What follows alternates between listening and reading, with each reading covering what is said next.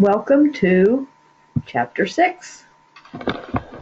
I'm going to split the video for this chapter into two parts. There's so much in this chapter that I think trying to do it all in one video lecture is just too much.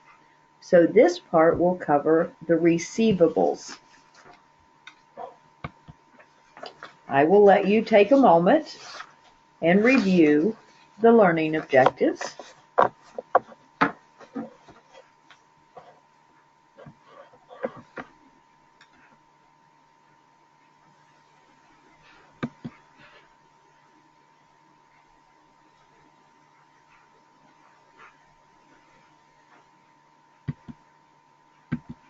All right, let's talk about receivables.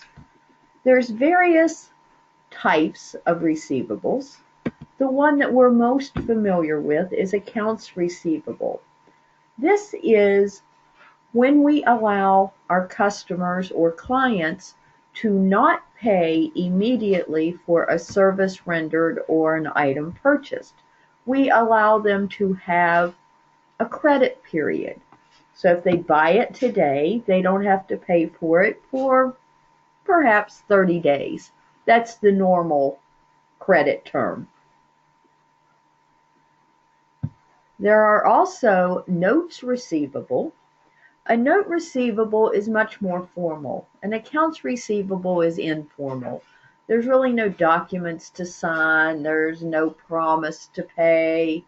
It's just kind of an agreement, a handshake. A notes receivable is an actual document that is signed that shows you all the various pieces of the note that is receivable. It's also generally for a longer term than accounts receivable, and it includes interest.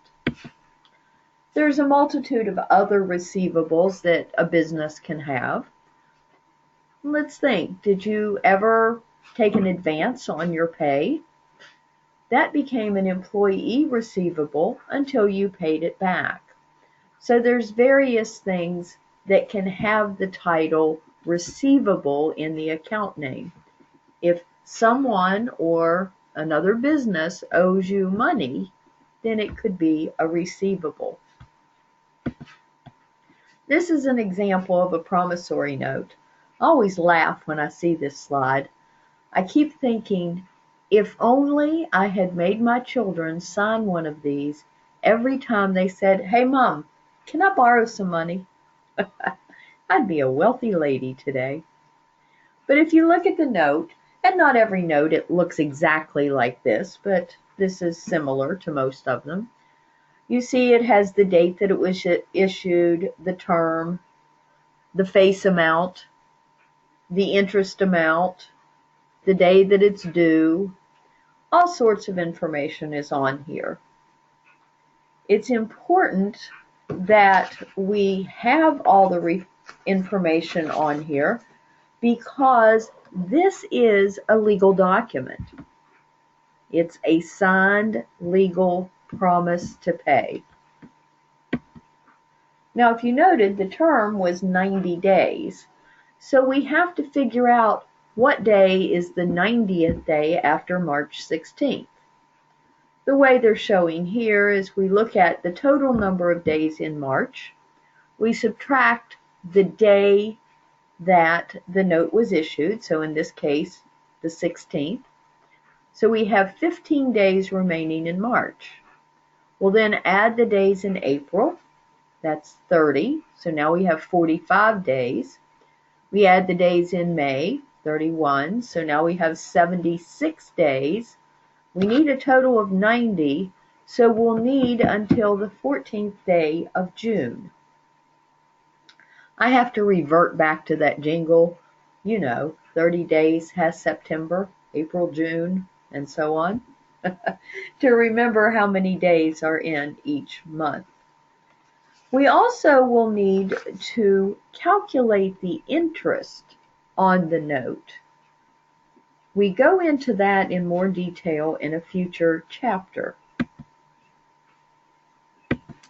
Now, unfortunately, when we allow people to not pay for the service or product at the time of purchase, we run the risk that some of those will not pay us at all. So some of the credit sales will become uncollectible. And that's not a fun thing to think about, particularly for small business, because generally we know our clients. They're not strangers. So it's kind of hard to think about the fact that some of them may not pay us.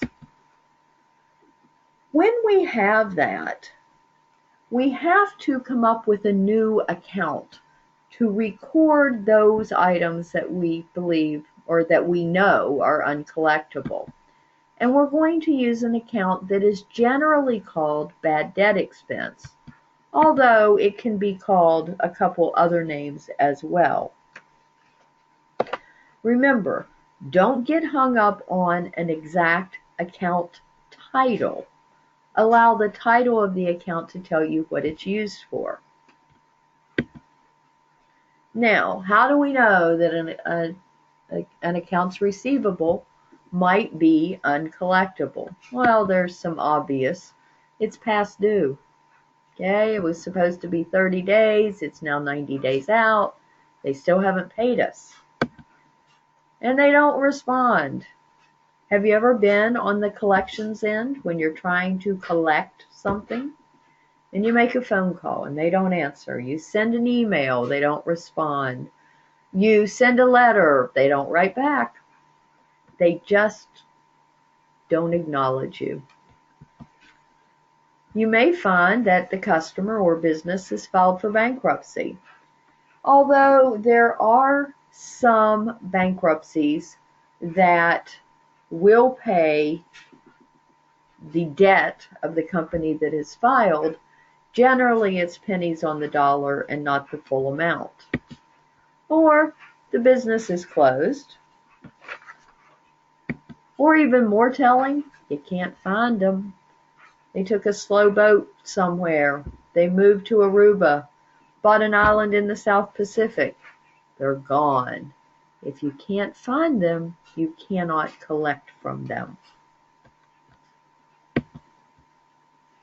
Now, there's several methods. Of course, there's several methods. There's never just one to record uncollectible receivables.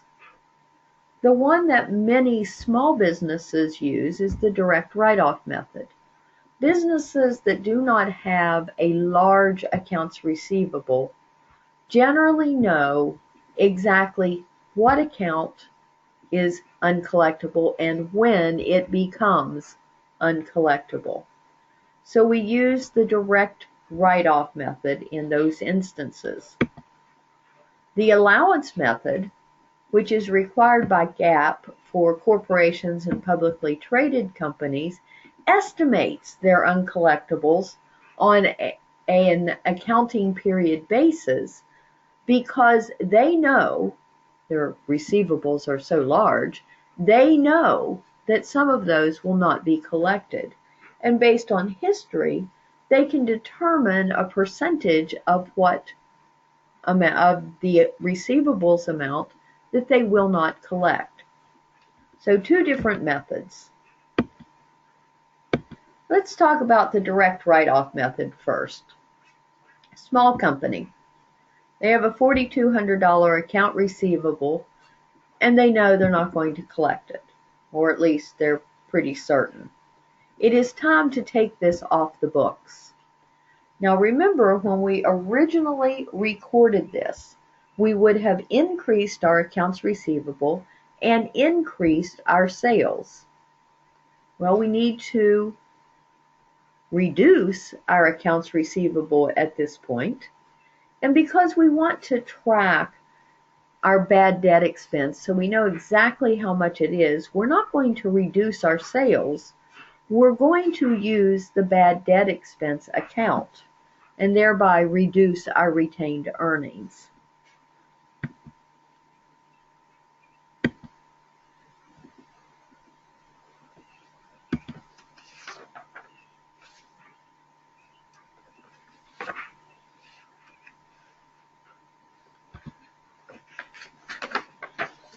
Now, if for some reason a miracle happens and that customer comes back and says, look, I know I had an accounts receivable. I know it's really old and I'm sorry I didn't pay it on time, but I would like to make it right and I would like to make a payment on that accounts receivable.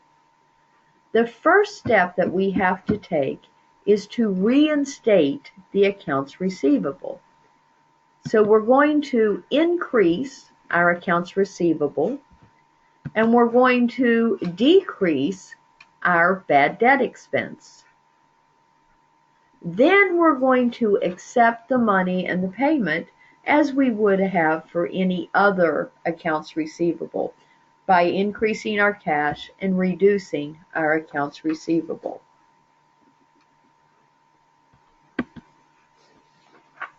Now, that was fun and fairly easy. I think you probably have that down with no problem. But we now must move on to the allowance method. This is a little more intense, takes a little more work and a little more understanding. As I mentioned before, the allowance method is required by GAAP. It is a better way to have our records matching what we believe to be happening within the business. We estimate what we believe will be uncollectible based on historical findings before we determine a particular account is uncollectible. We also will be using a new account. It's called the allowance for doubtful accounts. It's a contra account, meaning it is a negative balance that nets with the positive account. In this case, we'll have accounts receivable that is positive and allowance for doubtful accounts that is the negative account. Allowance method. This is the simplified version. We'll get into how to calculate it in a few minutes. So, if the total accounts receivable is $200,000 and we have determined that $30,000 of that will probably be uncollectible, we want to then add a negative $30,000 to our allowance for doubtful accounts and $30,000 to our bad debt expense, which of course reduces our retained earnings. So now we have this, I call it a slush fund. That's not a good word probably, but we have this fund set up for those receivables that we determine to actually be uncollectible.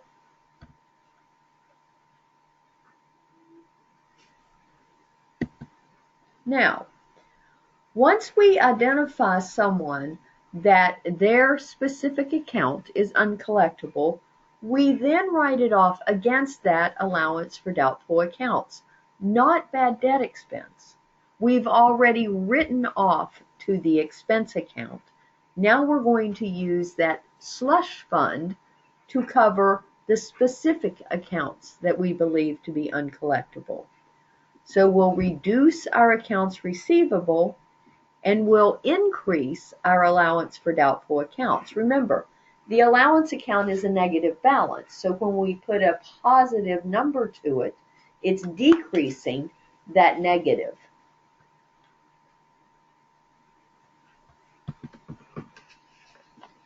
The net value of our AR does not change. We're just moving where it's located.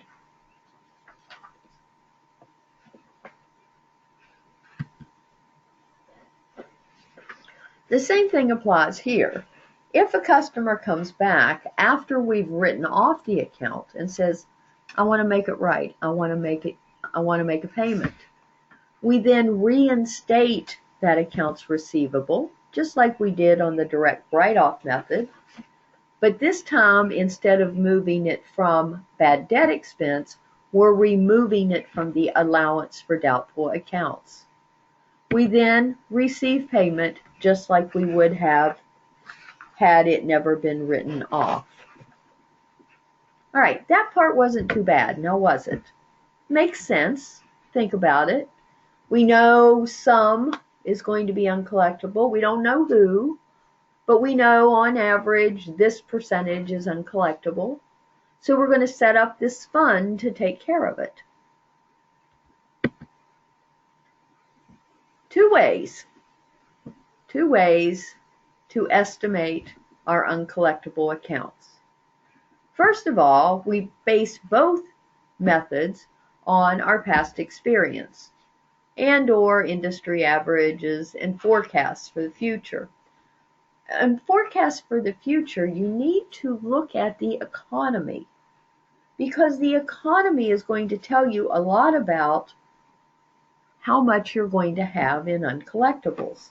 If the economy is going through a really rough patch, your uncollectibles are probably going to increase because companies are going to experience downturns that they did not plan on. So the two methods, percent of sales and analysis of receivables. You will probably grow to love one of these methods and hate the other, but that's okay.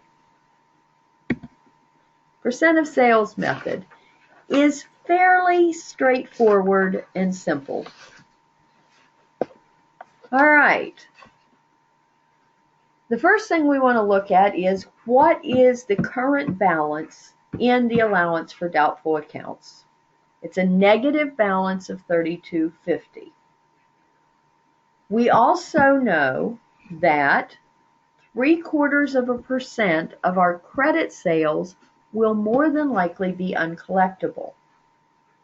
Total credit sales for the year, $3 million.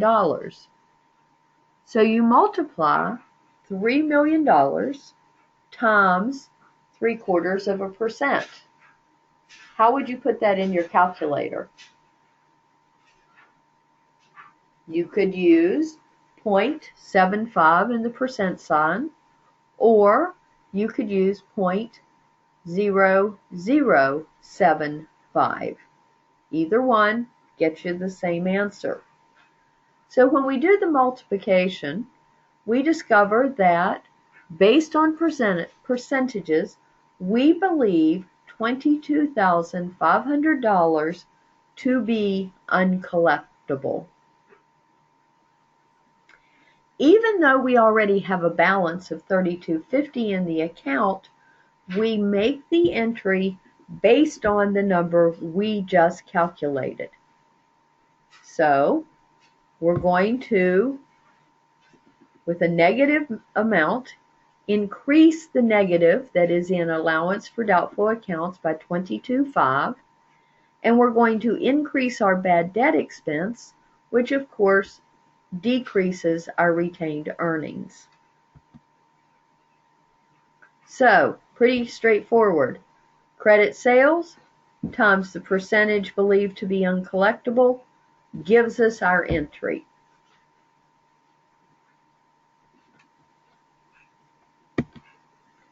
Aha! Of course, that was the easy one. Now we get to aging of receivables. The first method was based on sales. The second method is based on our actual receivables. Any company that has accounts receivable will maintain an aging statement or schedule. This shows each customer, the balance that they have, and how old those invoices are. Are they current? Are they past due? And if so, how far past due? If you look at the BT Bar Company, you see their total balance is $6,100, but they have invoices that are more than 90 days and more than 180 days past due. The way that this amount is calculated is we look at the totals for each section of the aging statement. We make the assumption that the older the receivable is, the more likely it is to be uncollectible. And we see that when we look at the percentages that we believe to be uncollectible. Only 2% of our current invoices, but 80% of those that are over a year old. We then do the multiplication, 125 times 2%, to get our estimates of uncollectibles by aging. We then total that amount. So based on this method, we believe that $26,490 of our total receivables will become uncollectible. Now, this is where it's a little different. Remember, we we were told that there was a negative balance of $3,250 already in the allowance account? That's a consideration now. What we want to do is have our account balance to total $26,490. So in order to do that, we need to make an entry that will take into account that there's already $3,250 in that account. So we need to take $26,490, subtract $3,250, and determine that we need to make our entry for $23,240. So that when we total that column for that account, for the allowance account, our total in that column will be $26,490. Now let me ask a question. What would you do if the balance in that account was a positive number instead of a negative? How would you handle that? Well, instead of subtracting it from the amount we calculated, you would have to add it to that amount so that when you totaled your column, your negative number and the positive number would then equal the amount we had calculated.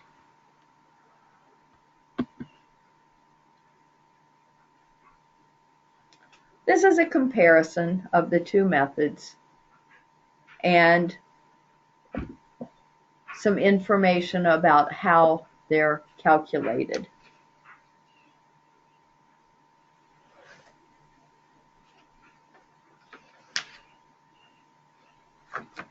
When we're using the percent of sales method, our bad debt expense is the focus. When we're using the analysis of receivables, our allowance account is the focus.